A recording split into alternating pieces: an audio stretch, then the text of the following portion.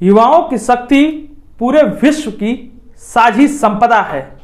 युवाओं के चेहरे हमारे अतीत, वर्तमान और भविष्य के चेहरे हैं।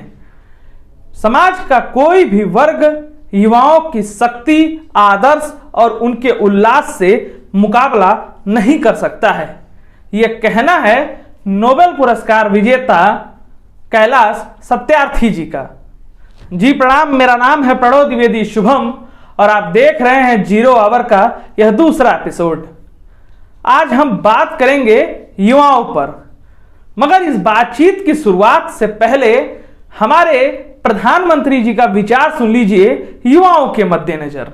युवा सपनों को, आकांक्षाओं को रोकना नहीं चाहिए, उन्हें उन्मुक्त गगन में उड़ने देना चाहिए, क्योंकि युवा नए आइडिया से, फ्रेशनेस से वो भरा हुआ होता है, ऊर्जा होती है, तेजस्विता होती है, शार्पनेस होती है, उस पर अतीत का बोझ नहीं होता। ऐसे में चुनौतियों और समस्याओं से निपटने में वो अधिक सक्षम होता है। आपने सुना कि हमारे प्रधानमंत्री जी युवाओं के न्यू आइडिया से न्यू इंडिया बनाने की बातचीत कर रहे हैं, और ऐसा मात्र सिर्फ प्रधानमंत्री नरेंद्र मोदी जी का मानना नहीं है, अपितु देश का हर बड़ा छोटा नेता मंचों से गाहे बेगाहे ऐसी ही बातें युवाओं को लेकर करता है। आपने तमाम ऐसी बातें हजारों बार सुनी होंगी कि युवा वायु है, जिधर जवानी चलती है उधर जमाना चलता है, आदि इत्यादि। आप सोच रहे होंगे कि मैं युवा युवा क्यों कर रहा हूं, तो जिन में बड़े नेताओं की बात किया, मसलन राहुल गांधी जी, अखिलेश यादव जी, योगी आदित्यनाथ जी, मायावती जी, तमाम सारे जितने भी बड़े नेता हैं वो अक्सर युवाओं पर बातचीत करते रहते हैं। और इस वक्त मैं युवाओं पर बातचीत क्यों कर रहा हूं, तो उत्तर प्रदेश में कुछ महीनों बाद विधानसभा के चुनाव हैं और विश्व के सबसे युवा देश के युवा राज्य की जो चुनावी स्थिति है उसमें युवाओं की भूमिका भी बहुत बड़ी है, और इस बहुत बड़ी भूमिका के लिए सभी दल बार बार युवा युवा की हुंकार भरेंगे। यह लाजिम भी है, जब उनकी इतनी बड़ी हिस्सेदारी है तो उन पर बातचीत होगी ही। और इस new idea, new India vision के आसपास की वस्तु स्थिति क्या है? क्या सिर्फ न्यू इंडिया के लिए न्यू आइडियाज जो हैं वो बतौर डॉक्टर, इंजीनियर, एडवोकेट, व्यवसायी आदि इत्यादि माध्यम से ही आ सकते हैं? जिस व्यवस्था के तहत हमारे सुई से लगाए सूजे तक, चूहे से लगाए चूजे तक, जीवन से लगाए मरण तक, जब सबका निर्धारण जो व्यवस्था करती है, जी राजनीतिक व्यवस्था जो सब चीज के निर्धारण के केंद्र में है, उस व्यवस्था में भी तो न्यू आइडियाज की जरूरत है। उस न्यू आइडियाज से भी तो न्यू इंडिया बनाने की जरूरत है, अर्थात उसमें भी युवाओं की भागीदारी की आवश्यकता है। मैं अपनी बात को आगे बढ़ाऊं उससे पहले कुछ आंकड़े आपके पास रख देता हूं।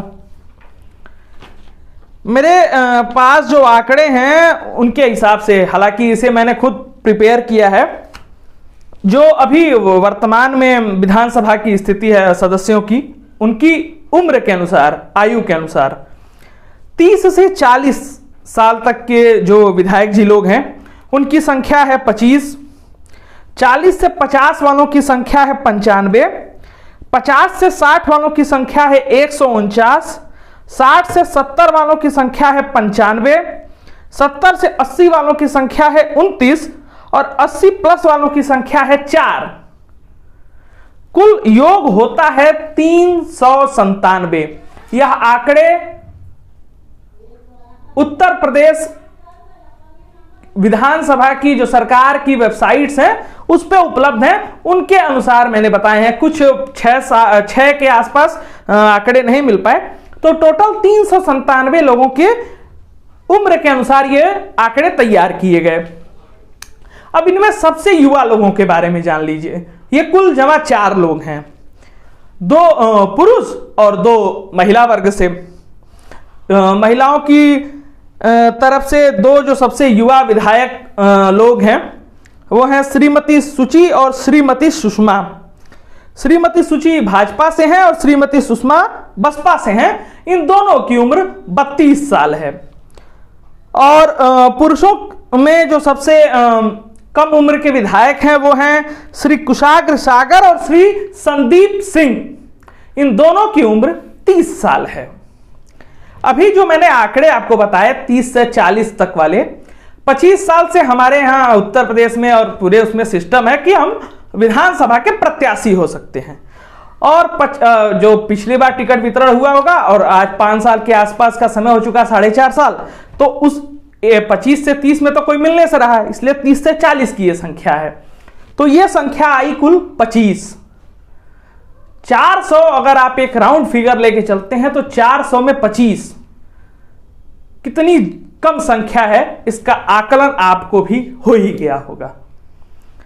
हमारा वोट परसेंटेज सबसे ज्यादा, हम सारे लोग बात करते हैं न्यू इंडिया के ऊपर, न्यू आइडियाज के ऊपर, और हमारा और आपका परसेंटेज राजनीति में कितना है, हमारे नीति निर्धारण में कितना है, तो मात्र 25।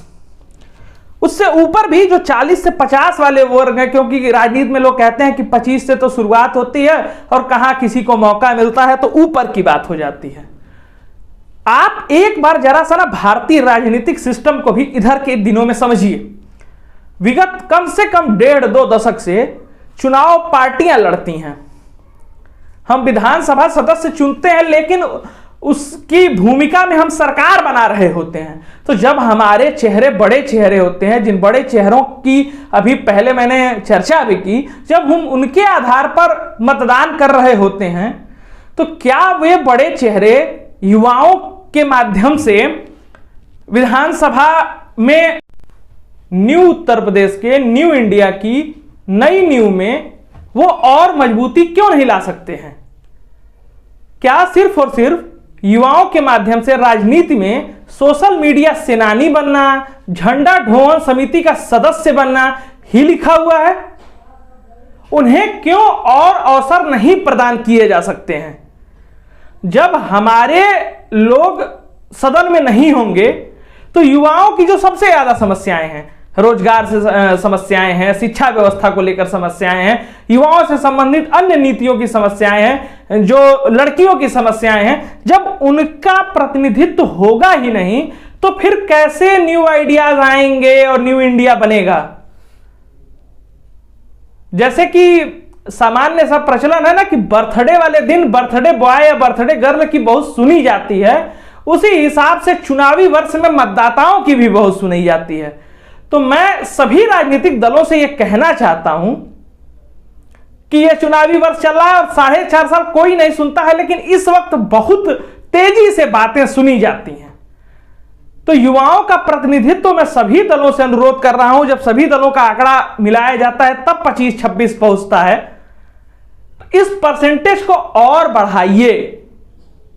और मैं उन सभी युवा नेताओं से अनुरोध कर रहा हूं जिनका युवा नेता शब्द ही अब समाज में मजाक का पर्याय बन गया है, तो जिस युवा शक्ति की पूरा देश, पूरा विश्व सराहना करता है, उसी सराहना के क्रम में भी युवा नेता शब्द का अर्थ बनाइए। आपकी राजनीति, आपका तरीका, आपका सिस्टम इस काबिल होना चाहिए कि लोग यह कहें कि आपकी भागीदारी होनी चाहिए,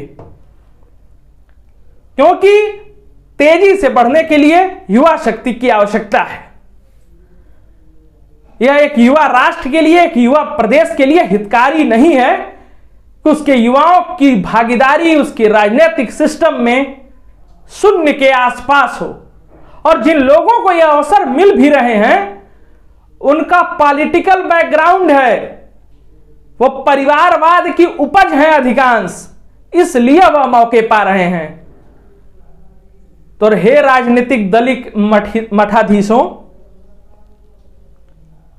मैं समस्त मठाधीश जो राजनीतिक दलों से आते हैं उनसे मैं अनुरोध कर रहा हूं कि जब आपके चेहरे पर ही मतदान होने हैं तो नए लड़के लड़कियों को यह मौका दीजिए कि वो अपने नए आइडियाज से नया उत्तर प्रदेश बना सकें और नए उत्तर प्रदेश के बलबूते नया भारत बना सकें। बहुत बहुत धन्यवाद। आपको यह वीडियो कैसा लगा, हमारी कोशिश कैसी लगी, बताइएगा जरूर, अपने राय हम तक जरूर पहुंचाइएगा।